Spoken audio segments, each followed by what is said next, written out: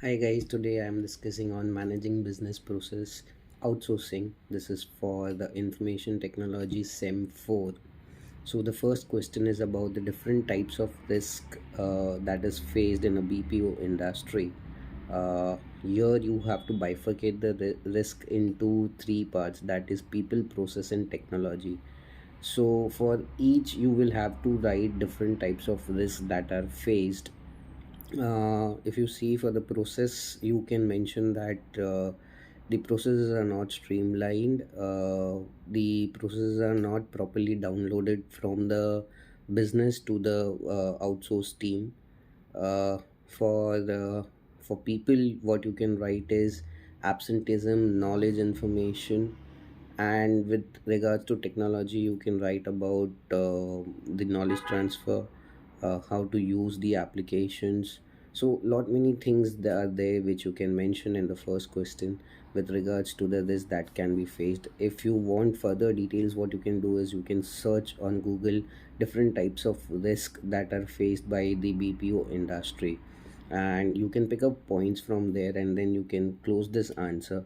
So in the conclusion part, you can mention how the mitigation of this risks can be done by a business or by a company.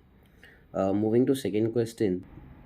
So the second question is about business portfolio management process.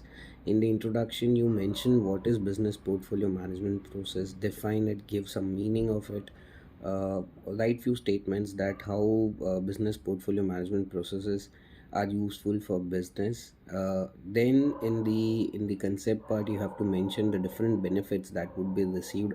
These are all indirect questions, and you will have to write it in that way. So the some points which I have mentioned is the BPMS, the business portfolio management process, helps you to select a particular project, whether it is good or bad. It gives you a better picture whether a project would be useful or not. It focuses on the business goals. It helps to achieve business goals. Then there is collaboration over competition, uh, efficient uses of the resources, accurate project performance data, increased timeline project deliveries, decreased of organizational risk.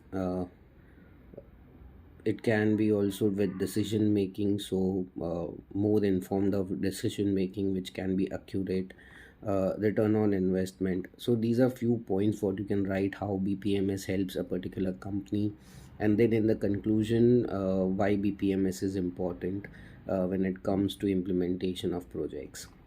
Moving to third question. The third question is about, there's a case study which is given, and it talks about the logistics, that is travel and transport, which can be outsourced by a company or not, and why this travel and transport is considered to be as non-core activity. So basically, the non-core activity is an activity which is affecting, indirectly affecting the business. So basically, if we see any business, there will be employees who would go and meet their customers. Now if they have to go to customers place, of course they need to travel, and during this travel, there is transportation and travel which is included. So at that point of time, the employee of the company would utilize the transport and travel option, wherein he will have to spend money by his own. Now there are companies who reimburse this amount to their employees, and over here, the question is about transport, travel and transportation, whether it is supposed to be a core activity or non-core. So as I said, this is a non-core activity. It does not have a direct impact, but yet yes, it does have a indirect impact on the business. Also, you can mention about how you can outsource this particular activity to a third party logistics company. And yes, this is what you mention about the travel and transportation and non-core processes.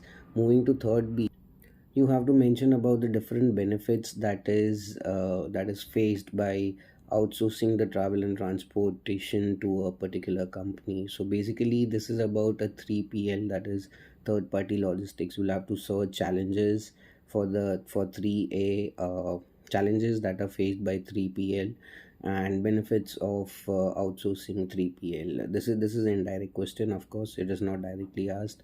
So this is how you complete the managing business process outsourcing assignment. Thank you and best of luck.